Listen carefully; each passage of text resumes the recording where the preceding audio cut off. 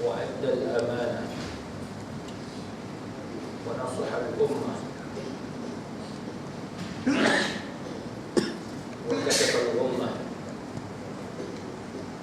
وجاهد في سبيل الله حق جهاده حتى أتاه اليقين.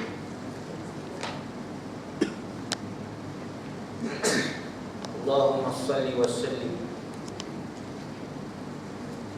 وبارك على سيدنا محمد على آله وصحبه ومن دعا بدعوته إلى يوم الدين. سبحانك لا علم لنا إلا ما علمتنا إنك أنت العليم الحكيم. رب اشرح لي صدري ويسر لي أمري واحلل عقدة من لساني يفقهوا قولي. اللهم افتح علينا فتوح العارفين وارزقنا فهم النبيين وإلهام الملائكة المقربين وأن تطلق به عن ألسنتنا وأن تفرج به عن قلوبنا وأن تشرح به عن صدورنا وأن تستعمل به عن أبداننا برحمتك يا أرحم الراحمين. والحمد لله رب العالمين. وبعد. الفاتحة. أعوذ بالله من الشيطان الرجيم. بسم الله الرحمن الرحيم. الحمد لله رب العالمين الرحمن الرحيم مالك يوم الدين. إياك نعبد وإياك نستعين. اهدنا الصراط المستقيم صراط الذين أنعمت عليهم غير المغضوب عليهم ولا الضالين. آمين يا رب العالمين. Alhamdulillah, pertama-tamanya dan yang seutama-utamanya, malah sama-sama kita memanjatkan kesyukuran kehadirat Allah Subhanahu wa taala kerana dengan limpah ilmunya, taufik dan inayah daripadanya yang telah memberikan peluang untuk kita hadir dalam majlis ilmu pada malam ini, dan kita menyambung semula pengajian tafsir pada bulan lepas, iaitu tafsir surah Al-A'la. Firman Allah Subhanahu wa taala, Sabbih isma rabbikal a'la, sucikanlah nama Tuhanmu yang maha tinggi. Sabbih isma rabbikal a'la, sucikanlah nama Tuhanmu yang maha tinggi. Maksudnya sucikanlah Allah Ta'ala dari segala sesuatu yang tidak layak baginya, iaitu dengan mengucapkan Subhana Rabbiyal A'la. Kalau di dalam solat mengikut bacaan tasbih yang paling rajih, paling kuat sekali ialah Subhana Rabbiyal A'la. Wa bihamdihi itu tambahan sahaja. Yang originalnya Subhana Rabbiyal A'la, tak ada wa bihamdihi. Itu yang dimanqulkan daripada As-Sadiq Al-Masduq Al-Mustafa Rasul sallallahu alaihi wasallam. Jadi maknanya maha suci Tuhanku yang maha tinggi. Kata Imam Al-Qurtubi rahimahullah,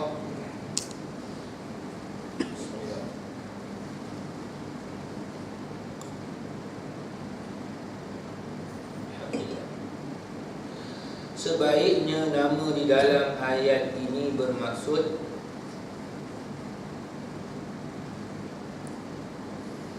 zat Allah Subhanahu wa taala. Ini panggilan bahasa Arab al-musamma, maksudnya sesuatu yang diberikan nama dengannya. Al-musamma maknanya yang diberikan nama. Jadi dia sebut sabbih isma rabbikal a'la, mana Mana itu adalah nama Allah Subhanahu wa ta'ala. Jadi maknanya Sabbihisma rabbikal a'la, maknanya disucikan zat ataupun diri Allah itu sendiri daripada sebarang kekurangan. Suci, Allah suci, maknanya Allah terhindar jauh daripada segala sifat-sifat kekurangan. Kalau Allah itu dia alim, maha mengetahui, maka itu sifat Allah yang layak bagi zatnya, yang bernama Allah. Diri Allah namanya Allah. Maka ada tak sifat kekurangan pada Allah? Tidak ada. Kalau dia mengetahui, maka dia maha mengetahui. Kalau orang sifat dia alim, maknanya dia mengetahui, tapi dia bukan maha mengetahui. Kadang-kadang orang panggil alam, maknanya orang yang betul-betul alim, banyak ilmu, tapi tidak mencapai kesempurnaan sebagaimana sempurnanya Allah Subhanahu wa ta'ala. Ini tauhid. Betul-betul kata tauhid. Jangan sampai kata manusia itu dia alim, banyak ilmu, seolah-olah ilmu itu sempurna, sikit pun tak ada silap. Dia tak sama dengan Rasulullah. Rasulullah lain. Rasulullah itu memang utusan Allah. Rasulullah itu sempurna lah, tapi tak boleh kita katakan suci kan Nabi dia bersifat kekurangan. Tahap Tuhan untuk disucikan akan Tuhan itu, yakni Allah, tidak ada pada makhluk. Kalau buat pada makhluk, jadi hukumnya jadi syirik. Kita sudah mensyirikkan Allah dengan sesuatu. Kita pun sekian maklum dosa yang paling besar yang tidak akan diampunkan oleh Allah adalah dosa syirik. Maka sebab itu hanya boleh kita bertasbih, maknanya mensucikan dari sifat-sifat kekurangan itu hanya Allah Subhanahu wa ta'ala. Allah ni kalau kata kita ambil contohlah sifat dia, satu contoh sifat dia alim, dia maha mengetahui, maka dia mengetahui keseluruhan, semua dia tahu. Manusia walaupun namanya alim, ada juga benda yang dia tak tahu. Kalau dia pandai ilmu agama, dia mungkin tak pandai ilmu dunia. Kalau dia pandai ilmu dunia, mungkin tak pandai ilmu agama. Jadi kalau dia pandai semua bab agama, mungkin ada setengah lagi yang lain dia tidak pandai. Jadi sebab itu yang sempurna dan wajib kita mensucikan ianya daripada segala kekurangan, kecacatan dan kecelaan hanya Allah Subhanahu wa ta'ala. Waktu tasbih hebat, malaikat pun bertasbih. Sampai ke disebut dalam surah Ar-Ra'd,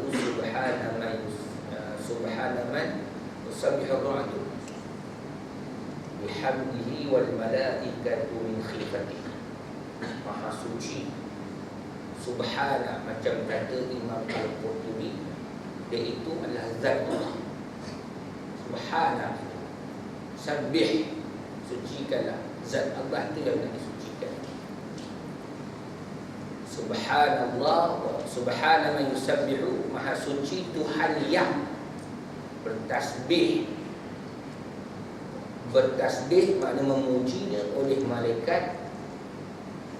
Yusabbihu, yusabbihu ar-ra'du maknanya burung, bihamdihi, dengan memujinya, wal malaikah, dan para malaikat. Min khifati, sebab takut kepada Allah Subhanahu wa ta'ala. Manusia sebagai salah satu makhluk yang tidak sempurna, yang mencapai sempurna Allah sekalipun, pada zat diri ini pun ada juga yang tak sempurna, ada juga yang tak sempurna. Mungkin rupa cantik, tapi gigi simpang berenak, ketua merah. Contohlah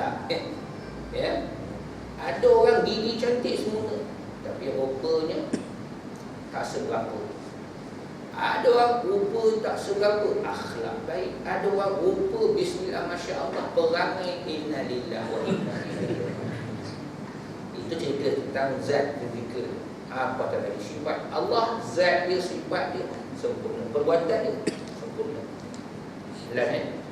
Sebab tu hebat bertasbih. Subhanallah wa bihamdihi, subhanallah alazim. Macam Abu Hurairah satu hari sahaja 12,000 dia bertasbih kepada Allah Subhanahu wa taala. Baik. Abu Hayyan pula berpendapat apa yang zahir dari ayat inilah pensucian itu adalah pada nama. Naklah disucikan nama Allah itu memang sempurna. Maksudnya taklah mensucikan nama Allah dari menamakannya kepada patung atau berhala. Maka tak boleh nak letakkan kepada selain daripada Allah. Kalau berhala tu nama lain, sebut nama berhala ni pun Allah juga. Nama tu mungkin Ar-Rahman, mungkin nama Ar-Rahim, tak boleh. Misalnya, tengok, menggelarkan patung dan berhala sebagai Tuhan ataupun ilahi. Macam mana? Itu cukup mendalam. Kita nampak patung dekat kuil, itu Tuhan orang Hindu. Nampak halus kan? Mana kita pun telah mensabitkan adanya Tuhan selain daripada Allah. Kecuali kalau i'tiqad kita mengatakan ini adalah Tuhan yang dipercayai oleh penganut Hindu. Cuma tak sebut penganut Hindu pula, dipercayai oleh penganut Hindu. Tuhan orang Hindu. Dan Tuhan tanya habis, Ustaz, apa Tuhan orang Hindu? Jawapan dia, apa Tuhan orang Arab Jahiliyah? Orang sembah Lata, Manat, Uzza. Salah. Tuhan mereka ialah Allah. Allah Tuhan bagi seluruh manusia. Jadi kalau bawa dalam mahkamah, Malaysia kalahlah. Kalahlah. Sebab Allah tu Tuhan orang Islam sahaja. Dia orang Arab Jahiliyah dulu, mereka sumpah dengan nama Allah. Wallahi. Dia sebut nama Wallahi. Ni kat negara Arab, jumpa orang Kristian. Dia ada orang tanya pula, Arab ada Kristian Ustaz? Oh, Ustaz ni. Nanti kamu pergi Mekah, Madinah, mana ada orang Kristian? Dan nama tanah Arab. Tak faham, tiga harap jadah ni. Inilah negara Yunan, Palestin, ada orang Kristian, Mesir. Gaduh-gaduh pun, Wallah ya Allah. Wallah dia Allah juga. Dia Allah juga. Dia tak boleh tangkap dia, saman dia. Jangan buat report polis. Saman dia pada sumpah nama Allah. Nanti dia marah, Allah Tuhan aku juga lah. Tapi kau tak sembah dia, sembah lain cerita. Hakikatnya Tuhan seluruh manusia adalah Allah. Tapi yang kita baca Fatihah tu, kalau belajar bahasa Arab dia faham. Kalau tak belajar bahasa Arab dia tak faham. Macam mana tak pandai bahasa Arab jadi mufti? Question mark. Bahasa Jawa ni. Kalau ada orang belajar bahasa Arab, kita tengok sama-sama kan. Bismillahirrahmanirrahim. Dengan nama Allah. Allah tu nama bagi zat yang layak hanya baginya Allah. Kenapa kita baca Ar-Rahmani bagi bawah, Ar-Rahimi bagi bawah lagi? Sebab kita dah sebut nama Allah bagi bawah. Bismillahirrahmanirrahim. Sifat dalam bahasa Arab dia akan ikut baris benda yang disifatkan atau sesiapa yang disifatkan. Bila Allah dalam ayat ini Bismillahi, Allah itu adalah diri yang dipanggil Allah tu, maka sifatnya pun kena bagi bawah Ar-Rahmanir-Rahim. Kalau mengaji ilmu nahwu boleh Bismillahirrahmanirrahim. Orang marah, Cik Syekh salah. Nahwu betul. Aku bukan masukkan Bismillahirrahmanirrahim tu sambung. Itu ada wakaf. Dia wakaf dia orang tak nampak. Wakaf dia tanda dia Bismillahirrahmanirrahim. Boleh. Seorang ni Syekh kan tak? Allah Akbar. Bismillahirrahmanirrahim. Salah Syekh. Aku bukan masukkan Sambung, ada waqaf tu. Apa waqaf dia? Bismillahi, dengan nama Allah. Amdahur Rahman Ar-Rahim. Aku muji dia sebagai Ar-Rahman Ar-Rahim. Tapi dua-dua bacaan tu tak sah, sebab tak pernah diriwayatkan bacaan seperti itu. Tidak kesemua mengikut nahwu itu betul, tetapi mesti mengikut riwayat Bismillahirrahmanirrahim. Di mana ustaz kalau ada guru mengajar Bismillahirrahmanirrahim, Bismillahirrahmanirrahim, memang salah dari segi Quran. Habis. Kemudian kita baca lagi Alhamdulillahi Rabbil Alamin. Allahi, lillahi, alhamdu, segala puji. Puji bagi siapa? Lillahi. Allah bagi bawah lagi tu, hi tu. Alhamdulillahi Rabbil Alamin. Rabbi. Kenapa tak baca Rabbu? Rabba. Menunjukkan Tuhan seluruh alam. Dia tak kata Tuhan seluruh Melayu. Dia tak kata Tuhan untuk seluruh orang-orang Arab. Tuhan seluruh alam, bukan manusia saja. Tuhan bagi segala tumbuh-tumbuhan, makhluk-makhluk yang dinamakan haiwan, jin, syaitan, malaikat, semua tu Rabbil Alamin. Itu makna Allah Tuhan bagi seluruh manusia termasuk situ. Tak mudah tu kan? Mudah lah. Jadi mufti. Kalau faham dia mufti balik insyaAllah. Tapi tak faham tu jadi mufti macam mana? Ni bukan sini isu ni. Ni dekat Australia orang ni. Mufti Australia ni teruk sangat. Kalau ada mufti Australia marah saya kalau hebat. Ni orang kata berhujah cara ilmiah lah kan. Jadi ilmu tak banyak tu. Ustaz-ustaz lain insyaAllah di panjang orang ada saya sikit tu boleh. Goreng dia lebih. Goreng dia lebih baik. Jadi tak boleh kita panggil Tuhan sembah orang kafir itu sebagai Tuhan. Kalau ikut tauhid sebenarnya kan. Sebab dia bukan mencipta orang dan dia pula bukan layak sembah. Nampak? Kan? Berkata Tuhan atau ilahi. Tak boleh. Itu kita cakap ni sekadar pada iktir tak ada orang. Pada iktir kita, no, tak betul. Nampak? Kita boleh cakap ada orang ini kan Tuhan kau punya. Tuhan kau adalah Allah. Dia marah tadi, siapa cipta kau? Kalau patung cipta kau, apa skill logik kan dia cipta kau, cipta dia pula. Kalau kau cipta dia, tak cipta kau pula. Lah kan? Jadi logik itulah. Baik.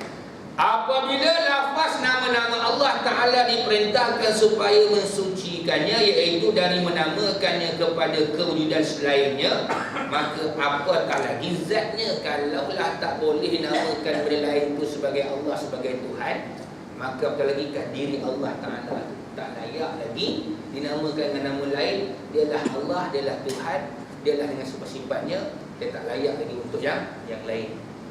Apa? Kalau contohlah Al-Khaliq, Al-Khallaq, yang Maha Pencipta, hanya Allah Ta'ala.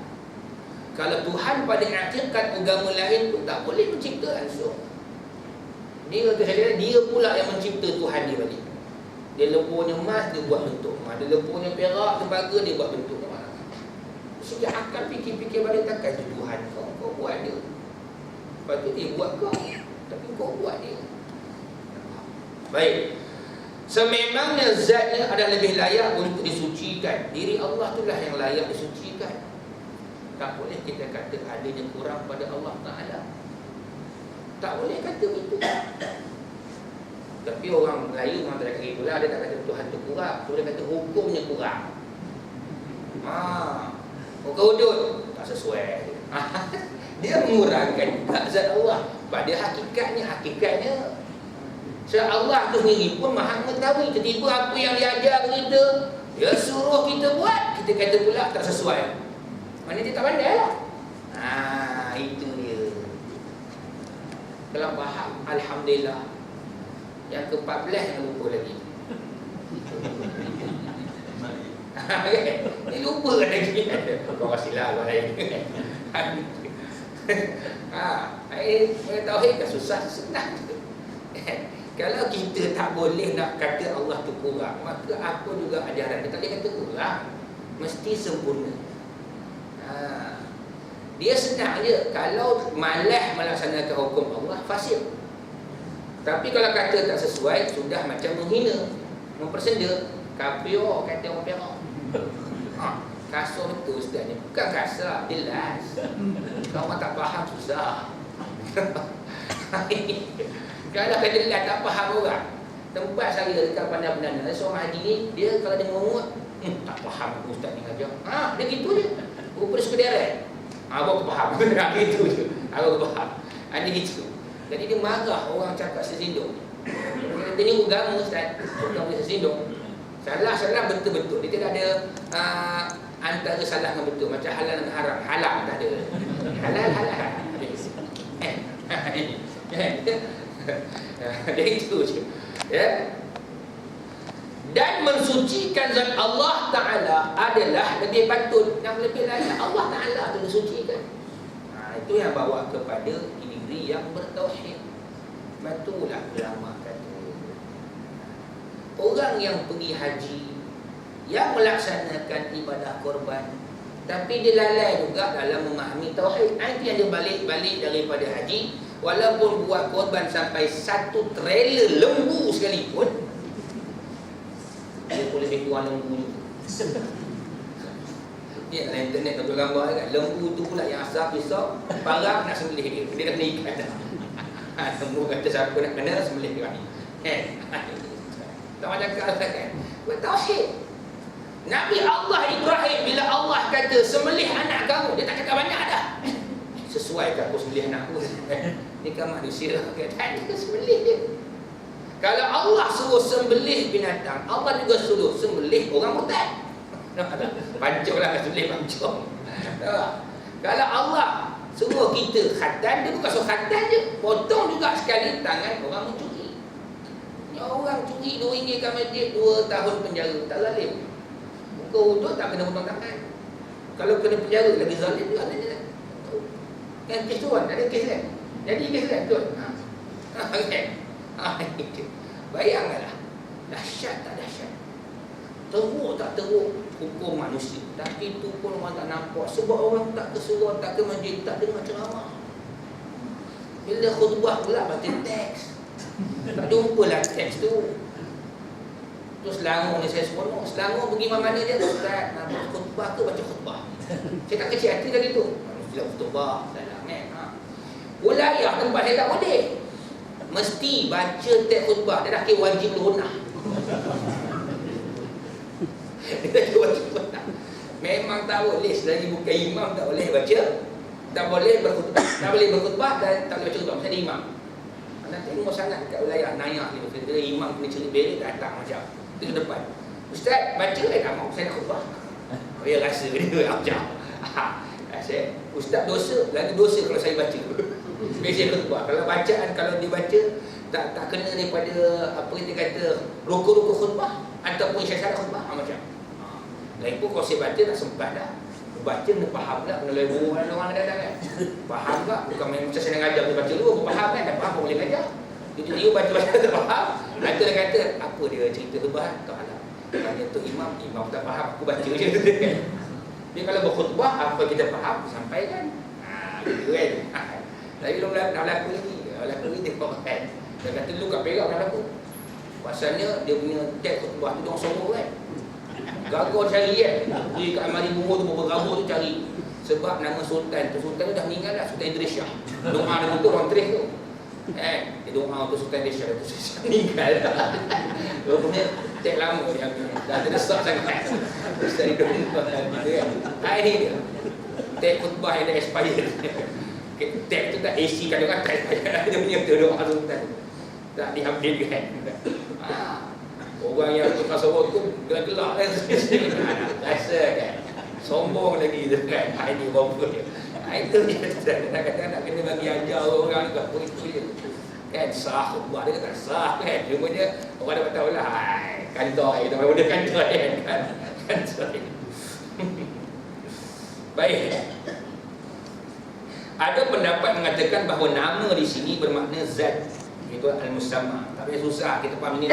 Mana diri Allah sendirilah yang dipanggil Maha Suci Allah. Yang Maha Suci itu Subhana itu Allah Ta'ala.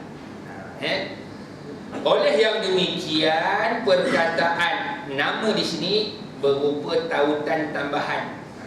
Dia kalau masuk dalam bahasa Arab, kalau kita uraikan tu silah zaidah, tak payah. Nanti kita orang pening. Baik. Dan ini baru maksud perintah mensucikan Allah SWT. Mudah-mudahnya, walaupun lafaznya bentuk kata kerja, sucikanlah, sabbihisma, sabbihisma, sucikan nama Rabbika, Tuhan kau, maknanya diri Allah itu sendiri.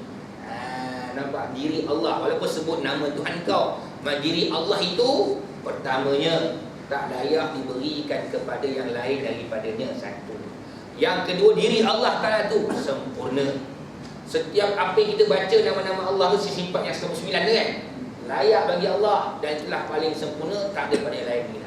Ini dia. Manakala yang maha tinggi, sabbihisma rabbika al-a'la, itu pula kata dia, yang maha tinggi itu bermaksud sesungguhnya Allah Ta'ala maha tinggi dan tertinggi. Hukum dia pun paling tinggi. Apa yang dia suruh, semua tinggi. Yang dia hendak dalam takdirnya, semuanya tinggi, semuanya hebat. Tak boleh kita nak buat apa-apa lagi dah. Nampak? Itulah bila ada orang tanya, Allah ni wujud ke? Cuma kau bukti kan? Nampak tak? Takdir ni betul ada takdir. Semua sikit takdir. Yang ketiga kata dia, syaitan pun tengok. Logik ke daripada api, tiba-tiba dia kena bakar lagi. Mana sakit? Tampung ke dia, pam! Dia kata, sakit lah. Mana sakit? Sakit. Mana sakit? Aku rasa sakit. Memang. Sakit tak nampak tapi rasa tak? Rasa. Itulah Allah. Memang tak nampak tapi kita rasa adanya Allah Ta'ala. Oh gitu Ustaz. Kau pula tak rasa kau ketampar ni. Tak tahu pula ketampar ni dia ketampar. Itu takdir. Kau pula tahu ketampar. Tadi Allah Ta'ala dah tulis dah di luar mahfuz kau pula ketampar orang. Yang ketiganya, tangan kau ni kulit, pipi kau kulit, sakit tak? Sakit juga. Itulah syaitan. Syaitan tu kan daripada api. Masuklah api, sakit juga. Maksudnya kulit manusia tampar juga pada kulit, sakit juga. Terus dia tobat. Tobat. Senang dulu aja. Dah bertauhid. Jadi nak ceritanya Allah tu dia maha tinggi dan tertinggi. Hukum dia tertinggi. Qada dia apa saja pun itu yang paling tinggi. Kita manusia ni hamba depan. Ini dia. Ya. Tapi manusia sekarang dia terbalik. Dia rasa undang-undang dia lah yang tertinggi. Sebab dia rasa dia sudah duduk dalam majlis tertinggi. Jadi dia rasa dia perfect. Ada susah tu. Dia rasa dah perfect. Buat salah pun tuan-tuan tak malu-malu juga menonjolkan diri. Sebab sudah rasa dia yang tertinggi. Macam ada tuan kan. Ini bukan sindir, perli saja. Maha mulia dan maha agung. Allah tu dia mulia dan juga agung. Maha mulia, maha agung. Dari segala sifat yang disebutkan oleh manusia kepadanya. Jadi maknanya Allah Ta'ala itu, ya, apa sahaja yang ada pada dirinya itu semuanya tinggi-tinggi neraka. Itu yang selalu disebut oleh manusia kepadanya. Allah Ta'ala juga sifatkan sebagai yang besar dan juga terbesar. Ini semuanya uraian mengenai maksud Al-A'la. Jadi walaupun disuruh tasbihkanlah, sucikan nama Tuhan engkau yang tertinggi, maksudnya diri Allah itu sendiri lah kita kena sucikan. Kalau nama-namanya pun termasuk sekali dengan sifat-sifatnya sekali. Imam Ahmad, Abu Dawud dan Ibnu Majah meriwayatkan dari Aqabah bin Amir Al-Juhani semasa diturunkan ayat fasabbih bismi rabbikal azim, maka bertasbihlah dengan nama Tuhan engkau yang maha agung. Baginda SAW bersabda kepada kami, jadikanlah dia sebagai bacaan kamu semasa rukuk. Oh, maknanya kita akan baca subhana rabbiyal azim, tapi tidak ada wa bihamdi. Kalau tambah juga, itu bid'ah nama dia. Dia bukan haram, tidak. Dia bukan haram. Tanya kata haram lah. Bagaimana nak baca? Ya, benda itu baru je. Kita Melayu ni dengar bid'ah terkejut kita kan. Masyaallah Islam. Bid'ah tu hukum kan, ada yang harus. Ada bid'ah yang wajib. Ada juga bid'ah yang dia katakan makruh, ada yang haram. Dia tak kategori yang haram atau yang dilarang. Kalau ada pendapat kata makruh, pasal dia kata Rasulullah tak suruh dia ambil, itu saja. Kita menghormati pendapat dia. Pada kata khilaful aula, bertentangan dengan aula. Dan kalau sebut pun taklah sampai batal sembahyang. Itu saja. Ni dia. Jadi cuma lebih afdal yang original subhana rabbil azim. Kalau kita rosak kereta pun nak cari spare part pun original. Tapi kalau jual yang lokal, harga original, ngamuk kita. Ya, itu jugalah kalau kita nak beribadat. Carilah yang original, nanti pahalanya pun lagi original, insya-Allah. Itu saja. Sebab dia ibadat khususiah ni boleh jagalah sebaik-baiknya sebagaimana yang dinukilkan oleh Nabi SAW dan juga diamalkan oleh para sahabat radhiyallahu anhum. Dan semasa diturunkan ayat Sabbihisma rabbikal a'la, baginda sallallahu sabda, jadikanlah sebagai bacaan kamu semasa sujud. Subhana rabbiyal a'la. Itu saja. Jadi lafaz-lafaz dalam tasbih rukuk dan sujud ni ada satu lafaz lain kan. Subhana rabbiyal subhanakallahumma wa bihamdik la ilaha illa anta. Apa dia? Bacaan, macam-macam bacaan. Cumanya kita ambil yang mudah-mudah dalam mazhab kita itu saja. Kalau dia rukuk, sujud, diam pun sah, tak ada masalah. Cuma syarat dalam mazhab ini ialah kadar lama tu macam tersebut subhanallah cukup dah. Macam kita rukuk, Allahu akbar, lama dia subhanallah sekejap je kan. Sami Allahu liman hamidah, lama itu hanya sekadar menyebut subhanallah. Sekali dia cukup dah. Walaupun dia diam. Kalau diam pula ustaz, boleh. Sembahyang sah. Pahala kurang. Macam dia diam je. Dia bukan rukun kan. Dan dia juga bukan daripada kalangan sunat tabaat, tapi dia sunat hayat saja. Baik, tak payah kalau tertinggal, tak payah nak ditampungkan dengan sujud sahwi. Baik. Seterusnya dinyatakan sifat nama yang maha tinggi itu dengan berbagai sifat lain sebagai dalil kewujudan Tuhan dan qudratnya bagi mereka yang ingin mengetahui firman-Nya yang bermaksud yang menciptakan dan menyempurnakan penciptaan. Itu ayat yang kedua. Tengok. Sabbihisma rabbikal a'la. Siapakah dia? Rabbukal a'la itu Tuhan kau yang maha tinggi itu disebut sifat dia. Allazi khalaqa fasawwa, yang menciptakan dan menyempurnakan penciptaan. Maksudnya setiap yang Allah cipta mesti sempurna. Mana selesai sampai habis. Manusia buat sesuatu kadang-kadang tak sempurna. Buat stadium tak sempurna sebab kurang simen. Tak, contohlah. Buat jambatan letak, buat masjid letak, tak sempurna. Allah sempurna. Dia buat semua itu. Alam itu sempurna semua kan.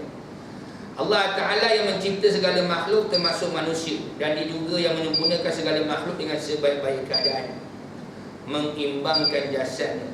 Tengok jasad kita pun semua sempurna. Mata ke atas, kalau mata ke bawah teruk je tuan. Sakit mata kita kan, ke atas. Kita tersepak langgar benda, benjol mata kita. Kalau kena pasir tu masuk pergi pasir lah mata kita atas mata. Tangan kita untuk mengambil satu Allah letak dekat atas. Kenapa tak letak kaki je? Tak susah nak ambil barang kaki-kaki ni. Tujuan untuk mijak, untuk bergerak jalan. Sempurna. Tapi kalau binatang lain pula.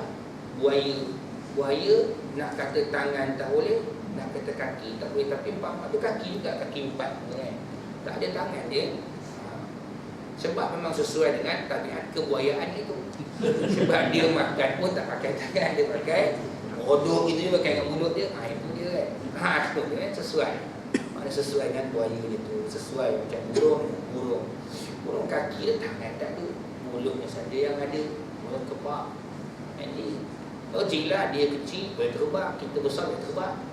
Kalau kita besar boleh terbang kan, kita tak tampar dia. Nak tangkap senang, tangkap ni ada dapat dah.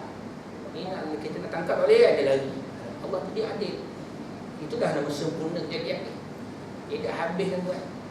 Saya katakan burung lalat ni kita nak kejar susah. Itu dia. Laju dia nyamuk, sampai nyamuk yang kecil halus tu gigit kita, masuk hospital seminggu. Jadi bawa Aedes kan, nyamuk Aedes. Baik. meletakkan anggotanya pada tempatnya. Itu dia, anggota badan semua letak pada tempat dia dan menjadikannya sempurna, tersusun, selaras dan stabil. Ini sebagai suatu bukti kesempurnaan penciptaan dari Tuhan yang Maha Bijaksana, pentadbir alam. Jadi manusia Allah cipta, makhluk Allah cipta, semuanya sempurna. Tak ada yang tak sempurna tuan. Kalau lahirlah seorang budak yang cacat, redalah. Sebab ada hikmahnya. Orang tanya kenapa orang ada lahir cacat, sedangkan Allah tu dia Maha sempurna dan tiadanya sempurna. Itu pun sempurna juga sebenarnya. Sempurna sebab bila adanya orang cacat, kita akan lahir rasa belas kasihan, nak tolong dia. Tidak sombong kita kan. Kita pernah bersyukur kan. Ada orang yang buta mata contohnya kan, cacat penglihatan. Ada orang cacat penglihatan dan buat dia mampu nak tukar mata yang dapat melihat, tapi dia tak mau dia. Sebab dia reda, dia nak pahala lebih. Dan dia kata kalau mata dia nampak nanti, dia akan pandang manusia. Ada tu kawan saya ni tuan, dia bukan buta yang tak suka nampak. Dia nampak tapi dia jangan dekat pun nampak. So dia tak boleh nak mandu. Tanya habis abang kalau mandu siapa? Dia tahu orang rumah ataupun anak dia tu. Jadi dia kata mak dia pun setuju juga. Doktor kata boleh operate semua boleh, dia kata tak nak. Jadi dia pun nak buat juga. Dia minta nasihat mak dia tak usahlah, reda dia ke Tuhan bagi. Sekarang dia reda. Dan maknanya dia tidak akan nampak benda-benda manusia. Dia reda tak boleh. Alhamdulillah. Itu dia. Jadi itu sempurna dia. Sebab dia situ kesempurnaan ni sebab dia sendiri menjaga diri dia. Kita pun ada belah kesian. Tapi itulah orang macam tu pula yang tolong konten ustaz, tunggu ustaz datang. Saya dua tempat itu juga. Itu kan nak lama tinggi dekat biar pembangunan tu sahabat saya juga. Masa telefon tu saya akan jawab orang celik. Kan? Itu dia boleh chat ustaz datang walaupun tak nampak tu. Ni barangkali ustaz no. Ya betul. Dia tak nampak pun. Jangan boleh chat. Sebab dia lain tak jarang nampak. Mungkin tapak kaki tu lain. Itu sempurna mana telinga dia cukup-cukup tahu. Gerak gini ni jalan Ustaz Azhar ni tahu dia. Dia tahu tuan. Itu baru seorang ustaz, kalau ustaz lain macam ni kan. Dia boleh tahu Allah Taala tu Maha sempurna juga pada orang yang cacat penglihatan kan. Dia boleh menganyam ketupat. Kita yang celik ni ustaz kata nak nganyam ketupat tuan macam dia nak nganyam bakul boleh semua kan. Kita jenuh nak buat tak boleh tak siap-siap lagi kan. Bagi ketupat buat tak siap sekejap. Mana kan? Walaupun dia tak apa nampak tapi dia boleh membuat sesuatu benda yang rumit dan susah bagi orang-orang yang ini banyaklah kelebihan-kelebihan kita tengok situ, maknanya Allah nak puji kita kan. Jangan kata dia kurang sempurna, tidak. Betulah dulu orang panggil cacat, sekarang orang panggil okey, bukan orang buat UMNO. Orang kurang upaya. Orang kurang upaya silap kan. Dia nak pakai boleh juga salah lah. Itu dia orang kurang upaya. Kalau ada budaya macam terencat, kau tak kita cakap kadang orang anak-anak istimewa, kadang-kadang istimewa kan, ataupun orang istimewa. VIP tu kalau istimewa kan. Baik. Yang kedua, dan yang menentukan qadar masing-masing dan memberi petunjuk. Wallazi qaddara fahada. Allah Taala yang menentukan qadar yang sesuai bagi setiap makhluk.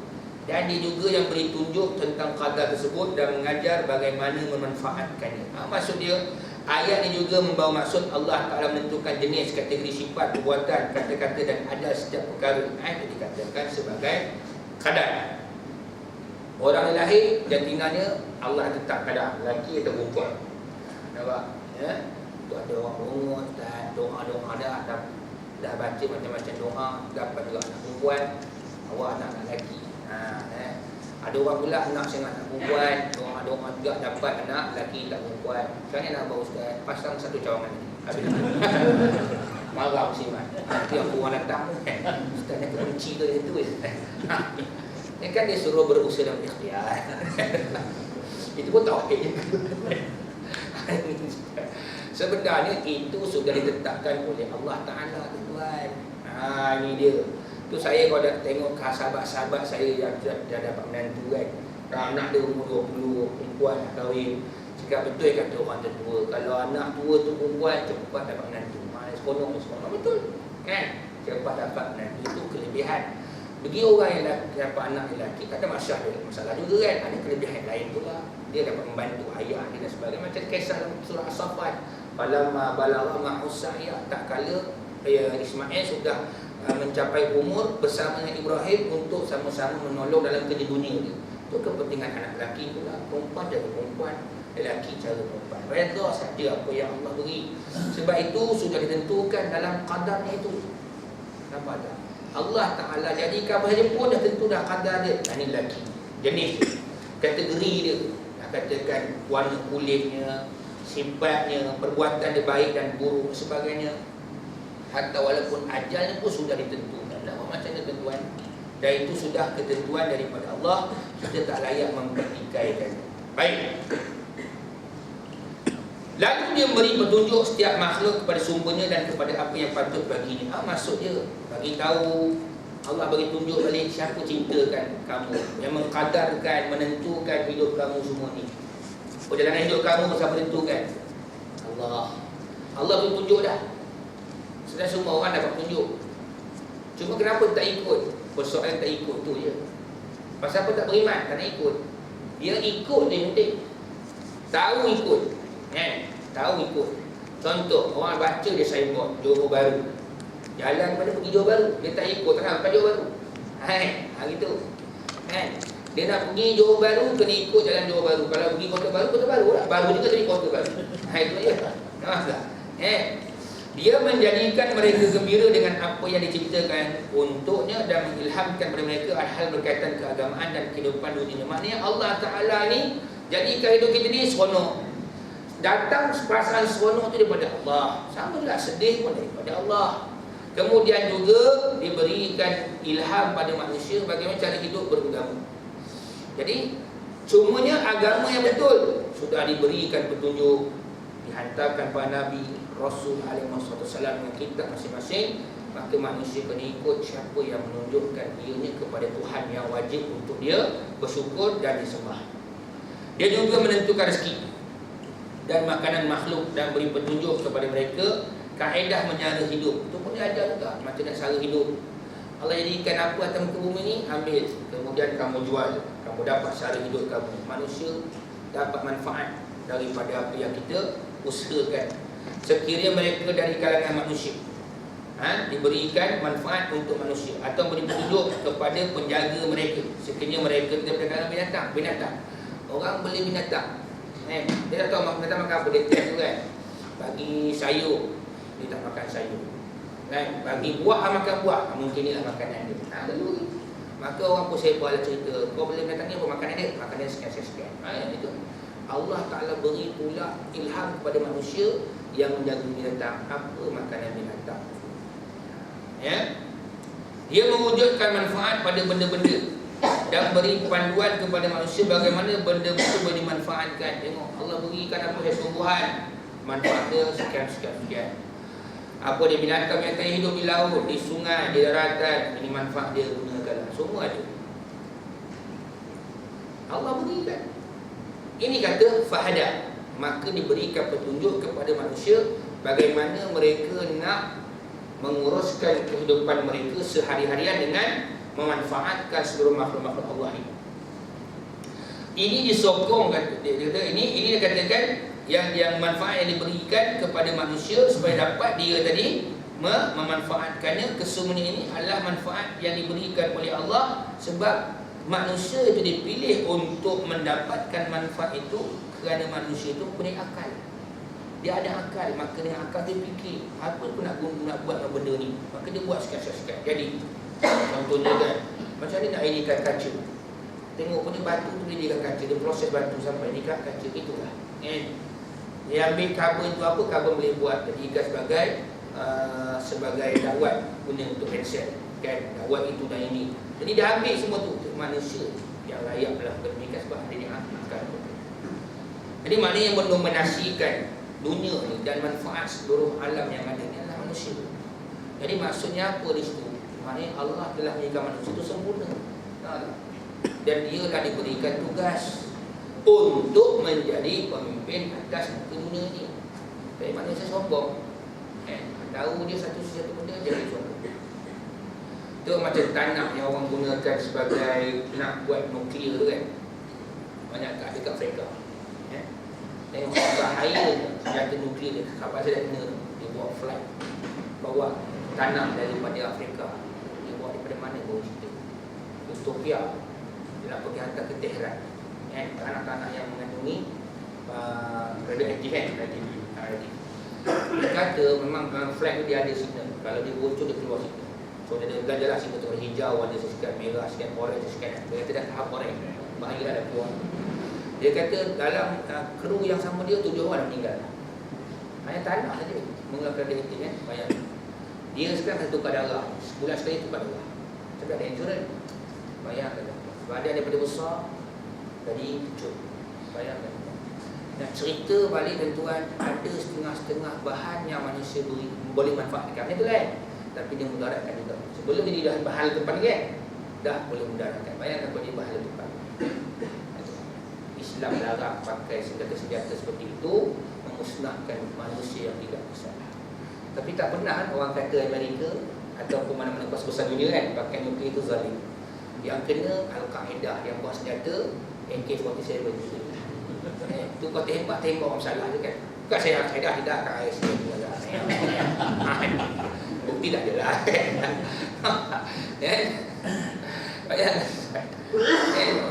Dia fikir oleh kan. Kadang saya tengok orang ni dia tak fikir tu. Dia tak pernah fikir Amerika itu daripada orang Islam itu sebagai teroris. Betul? Bayangkan dia buat tanah je. Kadang saya fikirlah. Dia kata, kenapa dia? Dia dah betul lah memang dia cek rezeki buat dia. Fikir seorang macam orang Islam. Jadi hamba je lah. Bawa sakit-sakit dia sakit. Nanti orang lawan dekat mana dekat yang dekat Alina kan. Dekat dia tu dekat lah. Pasal tu lawan bahaya. Kan? Kita bukan nampak bahaya kan. Tengok yang banyak lawan orang bukan Melayu. Saya kat Melayu memang ada lawan. Bahaya dia tu lah. Bayangkan kawan saya cerita. Saya tak tahu. Saya tanya macam mana ke bang. Orang kapten nama dia bawa tu bang. Tak ustaz, biasanya ini suara dah sembuh, masih batuk-batuk. Itu kalau orang Melayu kata tengok batuk badan buruk santau. Memang santau semua santau nuklear. Kita tak santau. Dia pun orang yang patut berisi dengan ilmu itu bagus juga ajar kita. Kalau kita tak kena kerja cepat tak tanya profesional apa kerja bahan-bahan yang bahaya. Manusia boleh manfaatkan tapi ada mudarat dia. Itulah dia. Maksudnya nak cerita manusia kan yang buat bahan-bahan itu dia ada sifat kesombongan. Bayangkan dia buat jadikan sebagai senjata, bayangkanlah. Sebelum dia senjata dah mudarat pada orang bawah baru. Baik.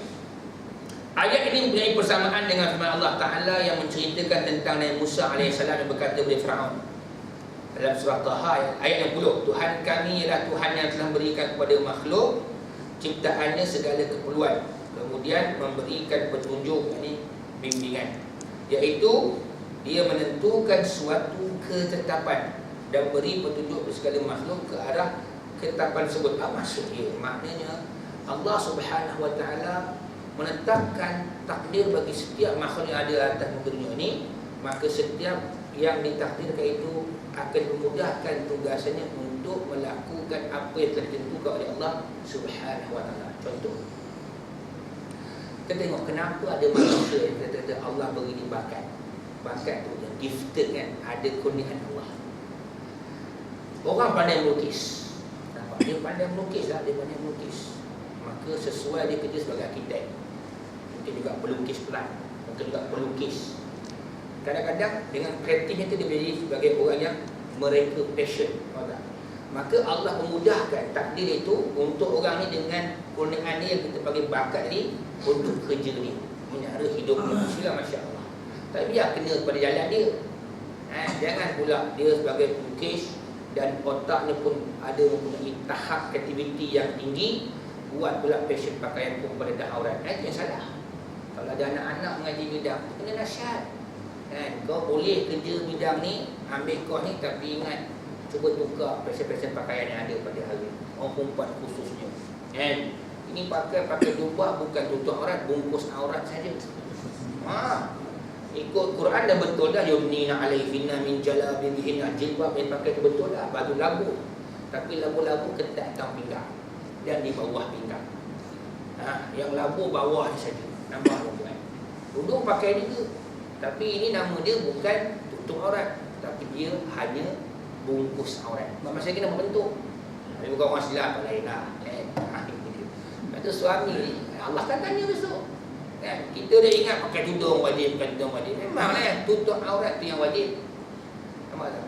Pakai tu Ustaz Azhari terus kan. Kalau seakan nak tutup rambut pakai baldi boleh. Tutup rambut dengan baldi kan. Tebuk lubang tu juga logik lah. Ada ustaz marah tu. Ada abang saya dia solat dekat sebelah mana, dekat Masjid Besi Putrajaya. Ustaz tu terang dekat. Ini apa Ustaz Zaidul sesat je. Fatwa dia. Orang tu nak bagi mudah faham. Orang awam boleh faham, kau ustaz tak faham. Jangan ibu ustaz dia. Ni imam gitu. Cila orang tu nak bagi penerangan. Kita pun ni senang faham kan. Juga takat tudung dengan baldi boleh. Tudung saji boleh kan. Jadilah lagi kabut tu kan.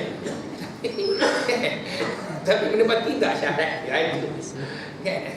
Kan tutup kepala badan tak tutup betul-betul, nampak lagi masih bentuk badan. Maka haram hukum dia. Maka sebab itulah orang ambil bidang-bidang macam ni kan, contohnya pandai menjahit kan, di bidang preoccupation Allah berikan, ditakdirkan dia pandai menjahit. Bismillah, masya-Allah, jahitlah baju-baju yang betul-betul menepati kan cita rasa syarak, bukan ikut cita rasa manusia. Kadang nama bismillah, masya-Allah, busana muslimah, tapi pakaian tidak menepati Islam. Itu silap. Itu kita kena betulkan balik kepahaman ini bagi kan. Yang kita besok dah menang memerintah dari Islam, tapi rupanya Islam saya tak diamalkan secara sempurna. Itu kena buat. Tu Allah Taala bagi lagi tapih kan, tapih lagi. Dia suruh buang yang liberal, komunis, buang tu. Sekular, yang ada masih lagi sayangkan Melayu lebih daripada agama, ada buang. Nampak? Nak bagi betul-betul original pejuang Islam betul-betul. Baru betul. Insya-Allah. Jadi baru boleh laksanakan Islam sebenar-benarnya. Tapi kalau kita ada lagi sikit-sikit tu susah. Maka esok tak macam Algeria. Menang-menang jatuh balik sebab masih lagi ada orang sekular yang cuba menentang. Itulah orang tanya saya, Ustaz, bagaimana nak bagi tentera menyokong kita sehingga jangan berlaku macam kat Mesir. Kalau orang Mesir menang-menang tentera jatuh kan. Kena dakwah tentera. Dakwah tentera tu. Siapa yang dakwah? Ustaz Kagat. Minta boleh keluar dia, masuk sana pula. Saja. Nampak? Jadi maknanya yang kedua step dia, kalau tak dengar cakap, ambil orang lain yang dengar cakap. Habis kita. Dah susah. Itu sama juga mana-mana negeri. Dia takbir je, nak kerja buat aku dengan cakap aku. Tak dengar, tukar orang lain. Habis kita. Bukan susah. Kan? Cerita ke orang, kita nak bekerja dengan orang yang sekepala. Kan? Kalau ada tiga kepala, jangan. Jadi itulah, itu yang Islam ajar dalam bab jamaah, wahdatul fikri, wahdatul amal. Kesatuan fikrah kemudian membawa kepada kesatuan kerja. Nampak? Itu baru betul. Ya? Baik. Kemudian dalam sabda Nabi SAW ada hadis itu. Ini sokong oleh sebuah hadis Nabi, hadis sahih Muslim dari Abdullah bin Amr, bahawa Rasulullah SAW bersabda, "Innallaha qaddara maqadiral khalqi qabla an yakhluqas samawati wal arda bi 50,000 sanatin." Bi 50,000 sanatin. Wa kana 'arshuhu 'alal ma'i. Sesungguhnya Allah Taala telah menetapkan segala jenis ciri yang khusus bagi makhluk 50,000 tahun sebelum mencipta langit dan bumi. Dan manakala arahnya di atas air. Dua benda cerita sini. 50,000 sebelum jadikan langit dan bumi ni semua dah ditakdirkan yang bakal hidup dekat langit dan bumi. Bayangkan tuan, lama dah ditakdirkan. Yang lahir nama orang ni sepuas-pulan. Dia punya jantina sekian, bangsa sekian, semua dah siap dah. Sebab itulah bila dah kata lahir Melayu lah, tak tukar dia orang putih. Lahir dia orang putih, tak tukar dia orang Melayu, tak boleh. Itu takdir Allah Ta'ala. Cuma ni yang kena betulkan, tukarkan agama dia saja. Tak Islam kepada Islam. Ini maknanya macam tu lah, kalau Allah takdirkan, diciptakan yang ni jadi matahari lah, tak tukar jadi bulan. Bulan nak tukar jadi matahari tak boleh. Yang boleh hanya tukar bulan bergancing, tu je boleh. Lambat, tukar lambat. Ini bukan kempen lain, tidak. Beri contoh mudah faham. Jadi orang lain buat, mana boleh Ustaz? bulan tu memang tak boleh tukar pada matahari, matahari tu bulan. Dari bulan tukar lain boleh tak? Boleh. Itu jawapan dia tadi. Boleh. Lambang dia tukar. Jadi kalau makhluk yang Allah cipta tu tak boleh tukar dah. Kalau bulan-bulan matahari. Itulah kalau Melayu, Cina, ini dia tak boleh tukar dah. Sebab 50,000 tahun sebelum langit dan bumi dicipta dah ditentukan oleh Allah Subhanahu Wa Taala. Baik. Dan keduanya cerita balik ini manakala arasnya di atas air. Jadi kenapa tak dibahas ke benda ni? Sebab benda ni hanya diketahui oleh Allah Ta'ala. Arasnya di atas air, maknanya aras ini sebelum ada dekat aras tu, dia ada di atas air. Di tempatnya, wallahu alam fi ilmillah. Itu hanya diketahui oleh Allah Subhanahu Wa Ta'ala. Dia tak boleh kita nak bincang sebab tidak ada dalil, tak ada nas yang menunjukkan air itu air kat mana. Air laut ke, air sungai ke, air tasik, tak boleh buat. Baik. Kesimpulannya sesungguhnya ketetapan atau qadar. Ketetapan itu qadar lah. Sesuatu perkara merujuk secara khusus kepada urusan penciptaan bahagian-bahagian jasad manusia. Ya, dan penyusunannya. Jadi ulama mengatakan maknanya ketetapan atau takdir itulah berjasad manusia yang Allah ciptakan sempurna. Dan penyusunannya dalam bentuk tentu. Jadi kalau bentuk tentu itu maknanya kalau makhluk dan manusia cara manusia. Kalau haiwan cara haiwan. Yang bolehkannya bersedia untuk menerima daya atau kekuatan tersebut mengikut pada cara kehidupan dia.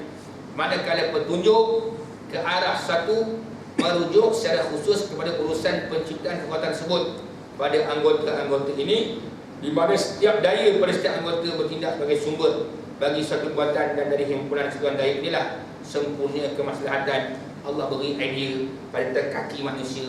Dia rasa inilah untuk kita melangkah, kaki itu melangkah, kakilah meja, tangan untuk mengangkat berat, menerima semua ilham. Tengok budak-budak bola ni. Mana dia lari pakai tangan, pakai kaki dia kan. Yang lain masa umur 9 bulan ataupun 10 bulan dia belajar langkah. Dia tahu je tangan ke atas, kaki ke bawah. Dia tak balik kan, mana ada. Kan jumpa kat budak-budak yang umur macam tu, dia cuba jalan pakai tangan juga. Mula-mula je dia mengangkat, tapi akhirnya dia tengok dia Allah beri ilham dia. Itu ni ilham yang daripada budak-budak. Tengok orang lain cuba jalan pakai kaki, dia pun cuba usaha juga. Itu yang dikatakan ilham diberikan pada budak-budak. Budak-budak pun ada hidayat, kata ulama. Hidayat itulah pada budak-budak, petunjuk atau ilham yang Allah berikan pada yang dinamakan manusia. Haiwan pun ada juga. Haiwan tahu. Tengok haiwan kalau lahir, kucing kalau lahir kan, dia lahirkan anak, dia macam juga baby, dia tahu dah mana susu tu nak dihisap, dia tahu kan. Dia tak pergi hisap kat lain, susu tu dihisap, tahu dia. Walaupun haiwan.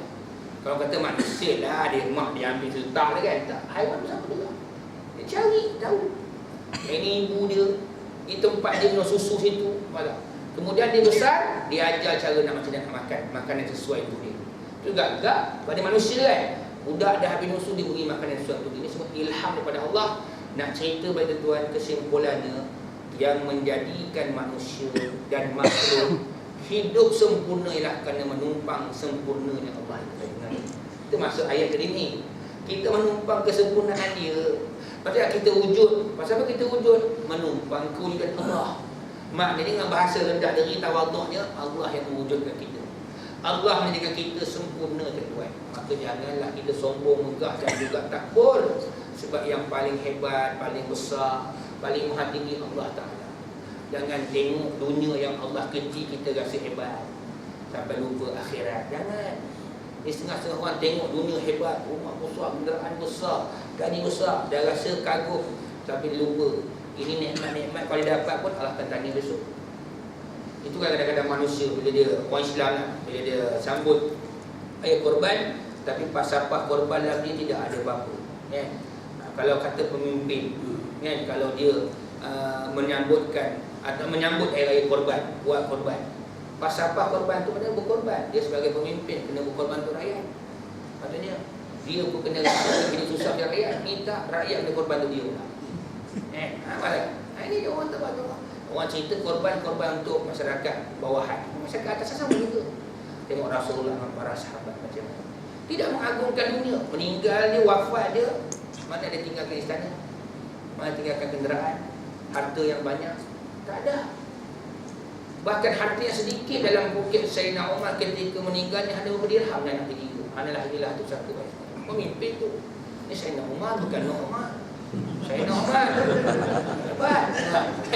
Tak ada istana Umar, Sayyidina Abu Bakar, tak ada Uthman, Ali, Rasulullah, yang Muhammad tidak ada. Tak ada. Macam mana tu tengok dekat apa ni tempat kita je dah ada istana lama, elok lagi buat yang baru. Bayangkan. Ni so fikir balik, bukan nak menentang, tidak, fikir balik. Kenapa tak diperbagi je? Kenapa kita nak ambil duit? Saya nak Umar ni tuan-tuan. Orang bagi nak lah, wahai Umar, kami datang pada Azerbaijan bawah ni, manisan penghormatan untuk khalifah. Dia buka-buka, terkejut dia.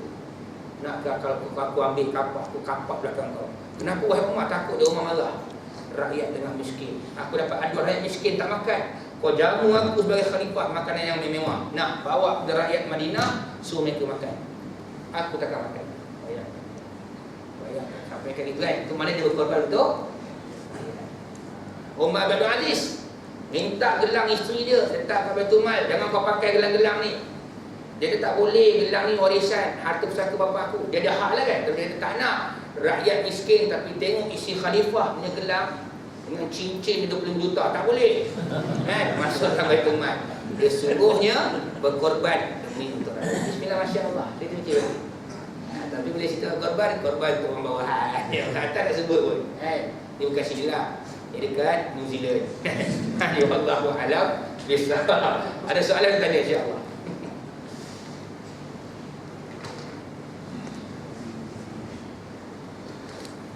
Kalau tak ada lah, kita sebelum tangguhkan majlis dengan doa dan tajwid kafarah. Tuan-tuan, ni ada iklan daripada Mahtafiz Darul Azhar. Walaupun saya sudah tidak memegang jawatan mudir tuan, tapi saya diamanahkan untuk mewawarkan iklan ini kerjasama dengan Mahtafiz Darul Azhar Indonesia lah di Bandar Permaisuri, Batu Razak tuan, dengan Darul Quran San'ah, ibu kota Yaman, ibu negara Yaman, mengadakan program talaqi Quran dan belajar bahasa Arab di Yaman secara intensif hanya 3 bulan sahaja. Hanya 3 bulan. Jadi pengajian ni tuan-tuan, tujuannya ialah untuk memantapkan bacaan Quran. 3 bulan tu jangan tuan baca pelan-pelan, bolehlah. Kalau kita kerja kan bulan boleh habis, tinggal 3 bulan. Dari 3 bulan sebab kita belajar Quran sekali dengan belajar bahasa Arab, komunikasi. Kan kadang-kadang orang minat belajar bahasa Arab ni kan. Jadi belajar guru Arab tu insya-Allah cepat dapat Lagi pula belajar Quran, belajar bahasa Arab. Kemudian kemasukan dia yang pertama kita ambil pada 1 hari bulan Disember 2013 dan kemasukan kedua ialah pada 1 Januari 2014. Kita ada 2 pengambilan. Jadi kita buka pada orang awam. Pertamanya kalau ada yang bersara, warga emas, kita dah buat melancong mana-mana, dah pergi haji, dah pergi umrah, kan, ada duit lebih, pergilah sana. Ataupun anak dia mungkin lepaskan SPM, takut anak pengaruh dengan budaya yang dia kerja macam-macam, umpamanya bergaul, kan, ataupun anak yang cuti ke boleh juga dihantar anak ke situ. Tuan, bayaran ini 7,500 selama 3 bulan. Dia meliputi tiket pergi balik untuk penginapan. Penginapan dia asrama kita orang. Asrama dia bukan asrama macam Malaysia kan, rumah, apartment, kita sewa. Ya, jadi pelajar duduk situ, kemudian makan siap sekali, makan 3 kali sehari. So menu tak pasti lagi tuan. Menu confirm lah Arab siap lah. Menu Arab ni kan, Melayu pun ada. Kita kan tuan kalau duduk dah makan tiap hari Arab, tak boleh rindu kat Malaysia kan. Saya Allah tak jadikan jam. Pada Melayu ni makan saya Melayu. Ini dekat Yaman tak kisah. Negara Arab ni beras jangan memang banyak. Cuma tukar masak je penting. Baik, kemudian termasuk bayaran pengajian dia tak bisa. Itu 2,500 tuan untuk 3 bulan. Jadi ada juga baru orang tanya kalau untuk 2 bulan saja ada, nanti kita akan keluar package 2 bulan harga lain pula lah. Ada tak minta sebulan boleh tak? Tapi sekarang ni saya akan iklankan untuk 3 bulan. Bagi siapa kan tuan yang nak ambil lah untuk pihak surau minta jasa bayar atau tampalkan. Iaitu 4 muslim dan muslimat sekali.